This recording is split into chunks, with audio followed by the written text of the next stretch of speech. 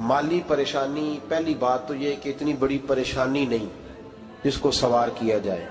आयत पढ़ूंगा कुरान पाक की और मेरा ख्याल है कि बहुत सारी परेशानियां तो कुरान मजीद के लफ्जों से दूर हो जाएंगी। सूरह हूद है, उसकी आयत नंबर 6 है, 12वें सिपारे की पहली आयत है। क्या अंदाज है और मेरे रब का कितना मन मोह लेने वाला और दिल को छू लेने वाला अंदाज है। रब करीम ने फरमाया वमा मिन दाब्बतिन फिल अर्द, फरमाया नहीं जमीन पर कोई भी ऐसा चलने वाला, जमीन पर कोई ऐसा नहीं जो चलता हो, इल्ला अलल्लाहि रिज़्कुहा, जिसका रिस्क अल्लाह ने अपने जिम्मे न लिया हो। जमीन पे कोई चलने वाला ऐसा नहीं जिसके रिस्क की जिम्मेदारी रब करीम की ना हो। जिम्मेदारी रिस्क किसकी है? बोल के बताएं, बोल के किसकी जिम्मेदारी है जी? अल्लाह। देखिए गौर फरमाएं, यहाँ मुफस्सिरीन ने एक बात लिखी है इस आयत के तहत कि फरमाया जो जमीन पे चलने वाला है उसका रिस्क अल्लाह के जिम्मे है। फरमाते हैं कि ये अल्लाह ने हमारी अकल के मुताबिक हमसे बात की है, वरना आसमानों में जितनी मखलूक है रिस्क उसका भी अल्लाह के जिम्मे ही है। यहाँ जो फिल अर्द के लफ्ज है जमीन पे, वो हमें समझाने के लिए कि तुमने तो सिर्फ ये दुनिया देखी है ना, तो जिसको तुमने देखा है वो सब खाते अल्लाह का दिया हुआ ही है। तो जो हमने देखा था रब करीम ने उसके मुताबिक हमें समझा दिया। फरमाया कुछ तो तुमने देखे ही नहीं, चलो उनकी तुमसे बात नहीं करते, पर जो तुमने देखे हैं उन सब का रिस्क किसके जिम्मे है? अल्लाह के। मेरे रसूल करीम सैयद आलम सल्लल्लाहु ताला अलैहि वसल्लम कुरान मजीद की जब तर्जुमानी करते, वजाहत करते, तो महबूब पाक सल्लल्लाहु अलैहि वसल्लम भी कोई इश्काल रहने नहीं देते थे, कोई इश्काल नहीं रहने देते थे। मेरे महबूब करीम अलैहिस्सलातु सलाम ने फरमाया अल्लाह पे भरोसा रख के सवेरे निकल जाना रिस्क की तलाश में। किस पे भरोसा रखना है? निकलना तुम्हारे जिम्मे है। ये ना कहना कि घर बैठूंगा तो यही आएगा, निकलना तुम्हारी जिम्मेदारी है। जितनी जिम्मेदारी है वो पूरी करना। अल्लाह पे भरोसा करके निकल जाना तुम्हारी जिम्मेदारी है। रब का जिम्मा है तुम्हें रिस्क देना, वो जरूर तुम्हें रिस्क पहुंचाएगा। या रसूल अल्लाह सल्लल्लाहु अलैहि वसल्लम किस तरह पहुंचेगा? तो जरा हुजूर के लफ्जों का हुस्न भी देखिए। नबी पाक सल्लल्लाहु अलैहि वसल्लम ने फरमाया जिस तरह मौत तुम्हें ढूंढ लेती है ना कि तुम कहां मौजूद हो, जब वक्त आता है तो इंसान पाकिस्तान में हो तब भी आ जाता है, जद्दा में हो तब भी आ जाता है, मक्का में हो या मदीना तैयबा में वक्त फिर भी आ जाता है। फरमाया जिस तरह मौत तुम जहां भी हो तुम तक पहुंच जाती है ना, इस तरह तुम्हारा रिस्क भी तुम जहां मौजूद होते हो अल्लाह वहां पहुंचा देता है, पहुंचा देता है। तो या रसूल अल्लाह सल्लल्लाहु अलैहि वसल्लम किस अंदाज में? तो फरमाया निकल जाना तुम्हारी जिम्मेदारी है। फरमाया सवेरे परिंदे भी निकल जाते हैं और शाम को जब लौटते हैं तो अल्लाह उन्हें पेट भर के रोजी अता फरमाता है। हालांकि उनको नहीं पता होता हमारा कारखाना कहाँ है, हमने कहाँ जाके मजदूरी करनी है। उनको नहीं पता होता कि हमारा दफ्तर कहाँ है, हमने किस ऑफिस में बैठना है। उनको नहीं पता होता कि हमने कहाँ जाके माल खरीदना है और कहाँ से हमने फिर उसको दोबारा बेचना है। उन्हें खबर नहीं होती। अल्लाह पे भरोसा करके निकल जाते हैं। निकलना तो तेरे जिम्मे है कि नहीं? फरमाया वो तू ड्यूटी कर, शाम को अल्लाह जो रब परिंदों को रोजी देता है वो तुझे भी अता फरमाएगा।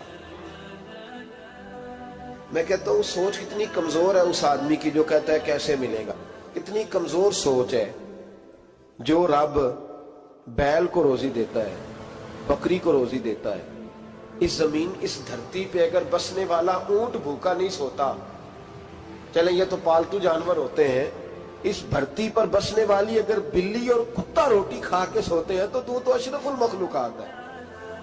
तूने अपने ज़हन में क्या टेंशन पाल लिया है कि नहीं आएगा तो मर जाऊंगा, क्या बनेगा, किस तरह होगा? तू क्यों इतना परेशान हो गया? भाई माली परेशानी सबसे ज्यादा उस बंदे ने ओढ़ ली है जिसकी तवक्कुल की बात कमजोर हो गई है।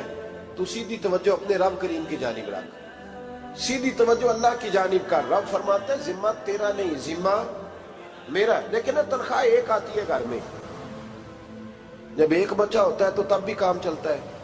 जब अल्लाह 2 बच्चे दे दे फिर भी उस तनख्वाह से काम चलता है। जब 3 हो जाए फिर भी चलता है। जब 4 हो जाए, नहीं आप ना भी बोले तो बात तो सही है, बहरहाल काम फिर भी چلے اسی تنخواہ میں سے جب بندہ بڑے بیٹے کی شادی کر کے بہو بیاہ کے لے آئے تو پھر بھی کام چلتا ہے، اور جب اس بیٹے کو اللہ بچے عطا کر دے تو اسی گھر میں، اسی آنگن میں، اسی چھت کے نیچے کام چلتا ہے۔ تو پھر تو مان جانا کہ چلانے والا تو نہیں، چلانے والا کوئی اور ہے۔ پھر تو مان جا کے چلانے والا کوئی تو اس وقت جب تنخواہ تیری لگی تھی تو کہتا تھا ابا ابھی میری شادی نہ کر، میں بیوی کو کیسے کھلاؤں گا؟ تو وہی شخص ہے جس کی چھت کے نیچے پھر 1.5 درجن پوتے بھی پل رہے اور گزارا ان کا بھی ہو رہا ہے۔ تو رزق کا ذمہ کس کا ہے؟ اللہ کا ذمہ۔ اب ہمیں پتہ ہے پہلی بات تو پریشانی اس لیے اتار دینی چاہیے کہ ذمہ ہمارا ہے ہی نہیں۔ اب دوسری بات یہ کہ ذمہ داری کس کی ہے؟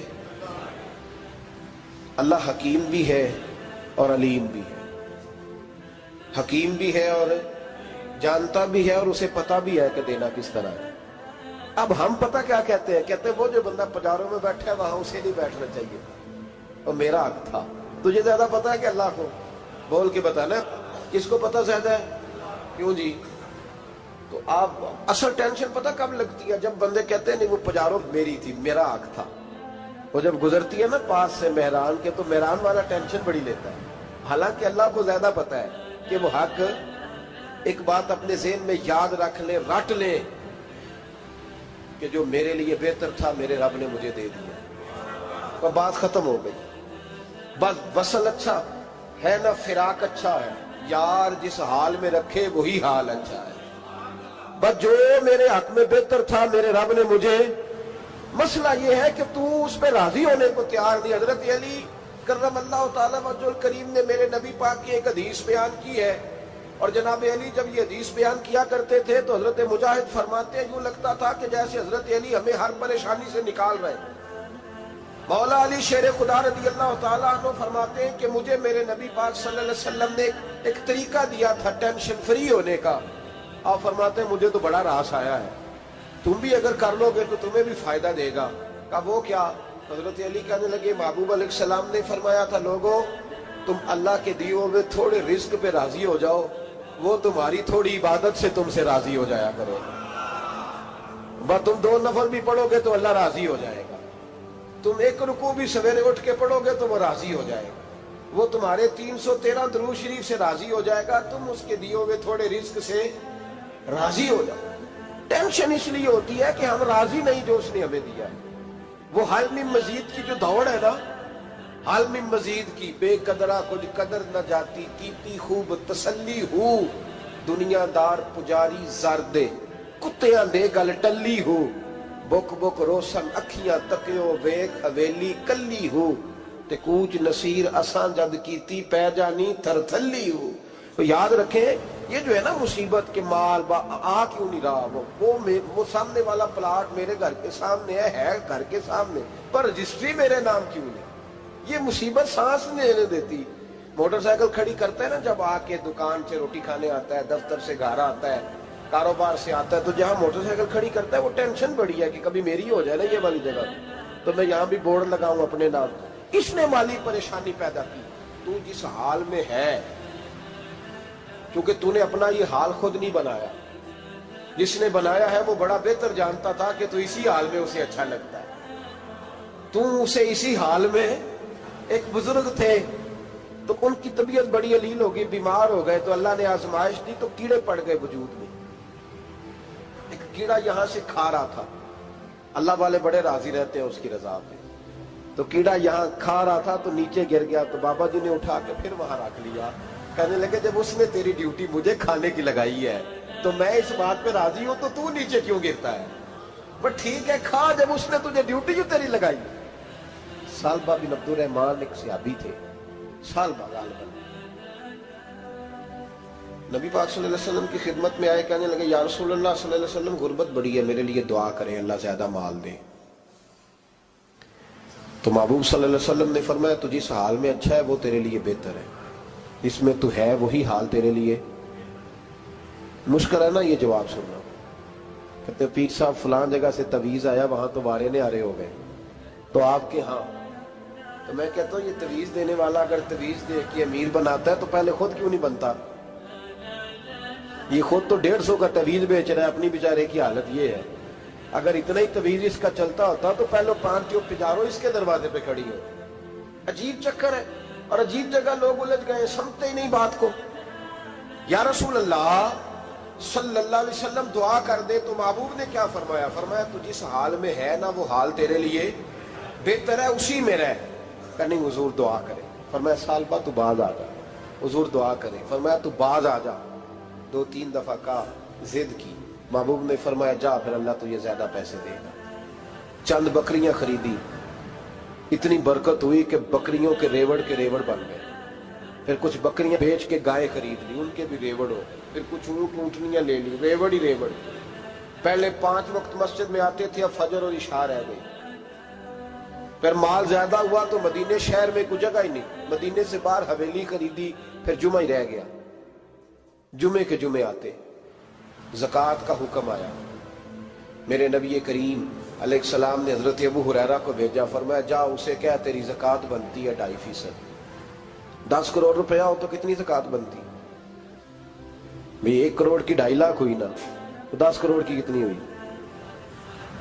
تو بڑی مصیبت ہے جب بینک سے میسج آتا ہے نا کہ 25 لاکھ نکل گیا تیرے اکاؤنٹ سے، بہت بڑی مصیبت، بڑی ٹینشن ہوتی ہے۔ ایک صاحب میرے پاس آئے، ان کی زمین اچانک مہنگی ہو گئی، اچانک پہلے کچھ 15-16 لاکھ کی ایکڑ زمین تھی، پھر وہ کروڑ کی ہو گئی۔ تو میرے پاس آئے، کہنے لگے وہ 10 کروڑ روپے بنتے ہیں تو زکوٰۃ، تو میں نے کہا آپ نے کیا کیا؟ زری زمین پہ عشر آتا ہے، اس پہ زکوٰۃ نہیں آتی، تو آپ نے کیا کیا؟ کہنے لگے وہ کچھ سوسائٹی کے رول کے مطابق میں نے فائلیں وغیرہ لے لی ہیں، اب میں نا کبھی موقع آئے گا تو ان کو بیچوں گا۔ تو میں نے کہا اب تو آپ کا یہ مال ہو گیا بزنس کا، تو اب تو اس پہ زکوٰۃ آئے گی۔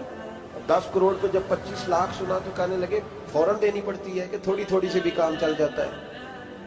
تو میں ان کا چہرہ دیکھنے لگا، میں نے کہا نہیں وہ تو آپ کو پتا ہے، ویسے حضرت عمر فرمایا کرتے تھے بانٹ کے نہ دو، کوشش کرو کسی ایک کو ہی دو، چلو کسی کا تو کچھ بن جائے، تو ایک کو ہی دینی چاہیے۔ کہنے لگے تو مطلب یہ ایسا ہی حکم ہے؟ میں نے کہا آپ کسی اور سے تحقیق کر لیں۔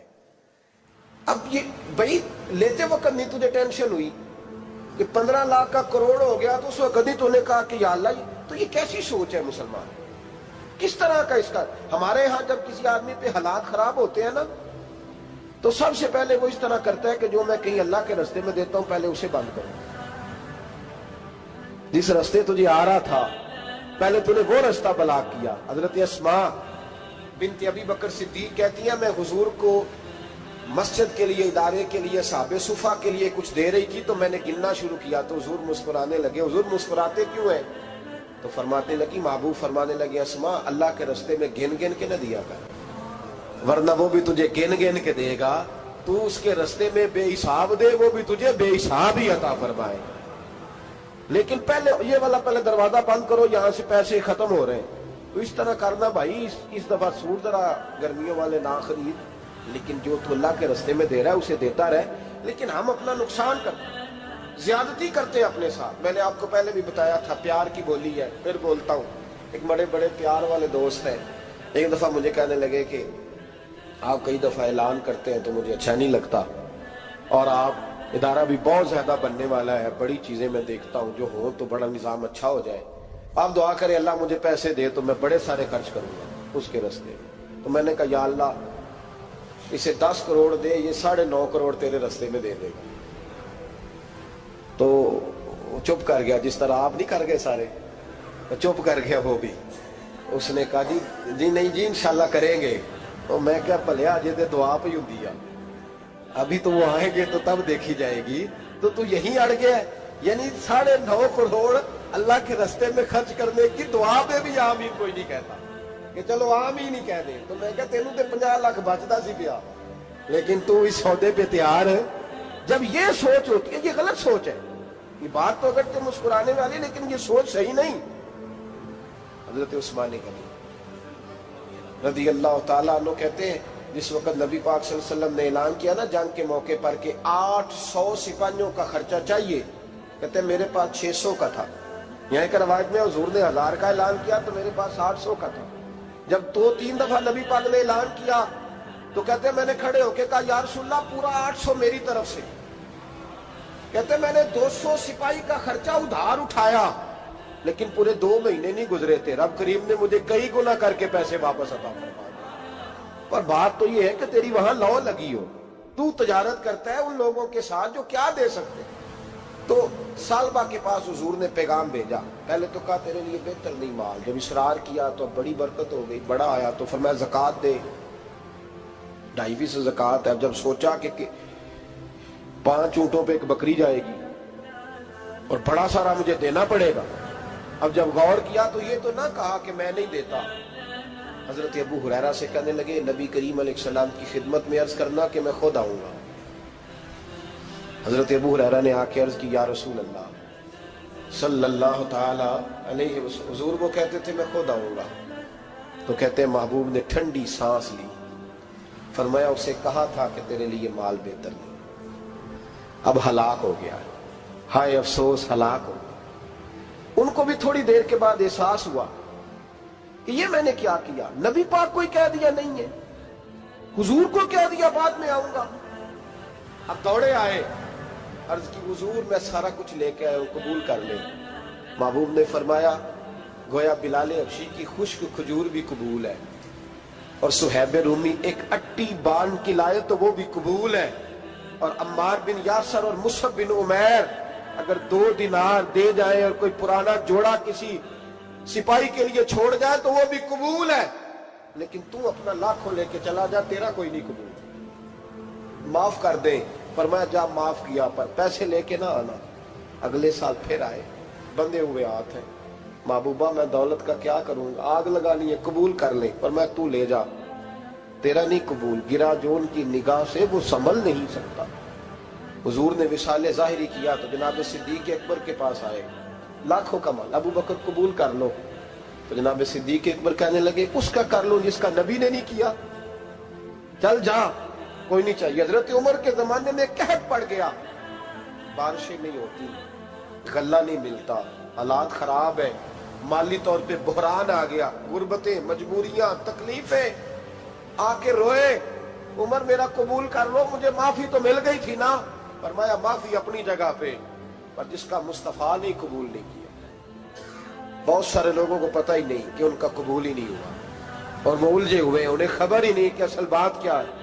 فرمایا جس کا مصطفیٰ کریم نے قبول نہیں کیا، اب ہیرے اور جواہرات بھی لے کے آئے تو بھوکے مریں گے، پر اس کا قبول، اس بات پہ راضی رہو اس حال میں اللہ نے رکھا ہوا، اس حال میں راضی رہو۔ جو مصیبت ہے نا دیکھنی کہ وہ بھی میرے پاس، تمہیں کیا پتا، کبھی پوچھ تو صحیح اس سے وہ کس مصیبت کا شکار ہے، جو مالی طور پہ بڑا امیر ہے، تو اس کی طرف دیکھ کے اپنا دل برا کرتا ہے۔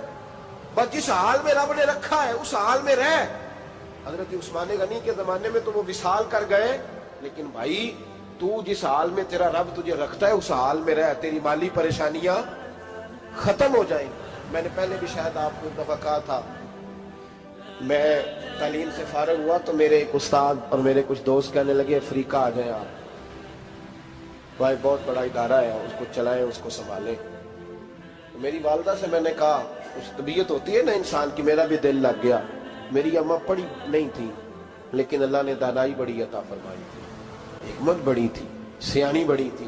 تو میں نے کہا اماں جی وہ مجھے ساؤتھ افریقہ کی دعوت ہو رہی ہے تو آپ کیا کہتی ہیں؟ اٹھ کے میرے پاس آ گئی اور مجھے انہوں نے اپنے بازوؤں میں لے لیا، پھر میرا ماتھا چوما، کہنے لگی پتر میں تے وال بھی نہ پوٹ کے دیوا کسی، ہم نے دولت کا کیا کرنا، تو اللہ کا نام لے کے کہیں بیٹھ جا، رب کریم رون کے لگا دے گا، خیر ہو جائے۔ تو میرے بھائی یاد رکھیں ان چیزوں سے تھوڑا سا دیکھیں نا، قناعت کریں، جو اللہ نے دیا اس پہ راضی ہو جائے، اللہ بڑا مہربان ہے، وہ آسانیاں کر دیا کرتا ہے۔ تو یاد رکھیں میرے رسول کریم علیہ السلام نے ایک تو ہمیں درس یہ دیا ہے کہ تو سمجھ جا، قرآن نے ہمیں بتایا ہے کہ روزی تیری ذمہ داری نہیں، روزی کس کی ذمہ داری ہے؟ اللہ کی۔ اور دوسری بات یہ کہ جو اللہ نے تمہیں دیا ہے اس پہ تو راضی ہو جا، تیری مالی پریشانیاں ختم ہو جائیں۔ اور پھر حضور صلی اللہ علیہ وسلم نے فرمایا مذہبی طور پر جب دیکھو تو آگے دیکھو، اور دنیاوی طور پر جب دیکھو تو پیچھے دیکھو، پریشانی ختم ہوگی۔ مذہبی طور پر جب دیکھو، جو 5 نمازیں پڑھتا ہے وہ تہجد پڑھنے والے کو دیکھے، اور جو تہجد پڑھتا ہے وہ اشراق چاشت پڑھنے والے کو دیکھے، اور جو بندہ اشراق اور چاشت پڑھتا ہے پھر اس کو دیکھے جو سارا دن مصطفیٰ پہ درود پڑھتا ہے۔ ऊपर ऊपर देखे कि मैंने और नेक होना है और नेक, और जब माली मामला है तो फिर नीचे देख। अगर तू बैठा ना पजारों पे तो फिर टूटी वाले पे नजर कर, उसका क्या हाल है। और अगर तू वहां बैठा है तो देख, मेहरान वाला भी तो गाड़ी चला ही रहा है ना।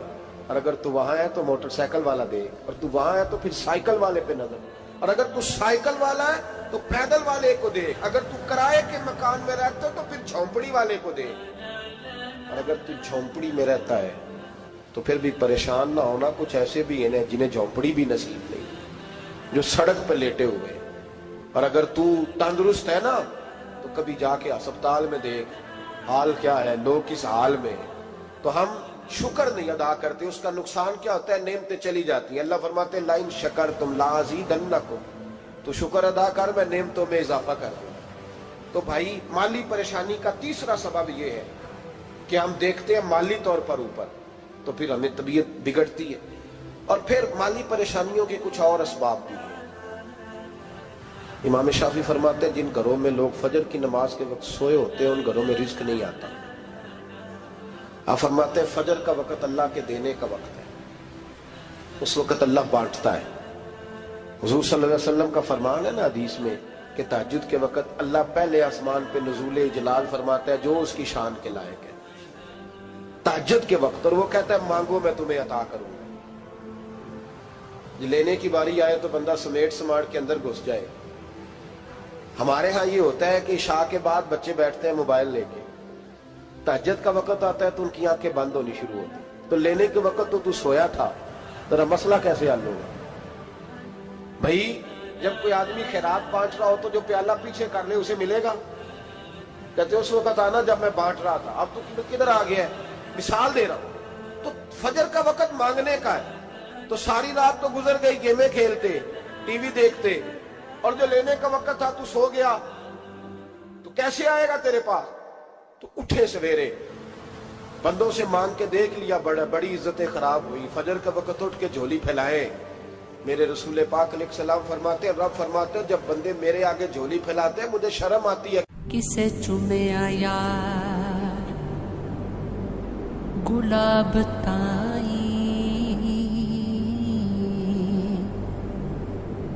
किसे जाके कलीनू चुमे आए,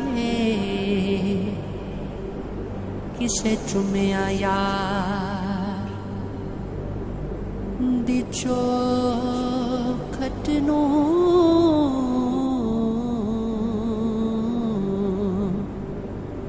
किसे जाके गली नू चुमे आए, किसे चुमिया हाकिमे वो सताई,